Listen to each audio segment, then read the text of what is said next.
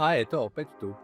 Takto vypadá veľkonočná hostina, ktorú sme pre vás pripravili spoločne s Milko. Sú to samé dobroty, myslím si, že sa máte na čo tešiť a myslím si, že už je i najvyšší čas začať ich skúšať, pretože Veľká noc je už za dvermi. A my sme tentokrát pre vás pripravili recepty, ktoré sú možná trošičku zapomenuté, ale sú tradičné a vychádzajú z rôznych vlastne oblastí, jak Česká, tak Slovenska. Poďme sa rovno pozrieť na to, čo som si pre vás prichystal. Máme tu škvarkové placky, ktoré si myslím, že nie sú úplne bežným receptom na Veľkú noc, ale v niektorých práve oblastiach a hlavne u nás na Slovensku sa robia na začiatku vlastne tých Veľkonoc. Potom tu máme nádivku, alebo u nás plnka sa tomu hovorí.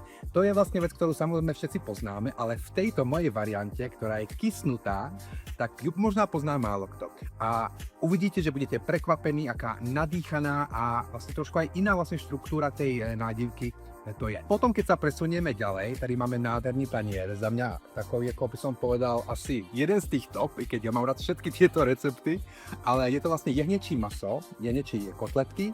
Je to mladé maso, ktoré sa hodne práve využíva na Veľkonoce, ale k tomu je tento úžasný dip, kde vlastne pripravujem pesto z medvedího česneku, ktoré sa zmieša buď s jogurtom alebo z žervé. K tomu jehniečímu sa hodí skôr ten jogurt, ale kľudne si ho môžete zmiešať práve to pesto z žervé a je to super ako pomazánka. Nemusíte to používať k tomu mesu, ale kľudne na nejaký toast, na nejaké pečivo a je to fakt bomba, uvidíte sami. Táto nádhera veľká, ktorú som sa ešte ako neopovážil ani rozkrojiť, pretože sa mi strašne páči, ako to vypadá, tak je prosím vás tvarohová paska. Je to takový sladko-slaný koláč, spíš ako trošičku do sladka, ale má takové univerzálne využitie, pretože treba na východnom Slovensku sa hodne tá paska je s nejakou slaninkou, s klobáskami, so sírom, takže je vlastne súčasťou takového obloženého paniera. Tady je moja kráska. Veľkonočná biela polievka, vážený.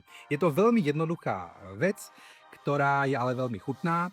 Je tam zakysaná smotana, takže tá polievka je taková nakyslá, je tam vývar z údeného mesa a podáva sa s vareným vajíčkom. No a toto už určite všetci dobre poznáte.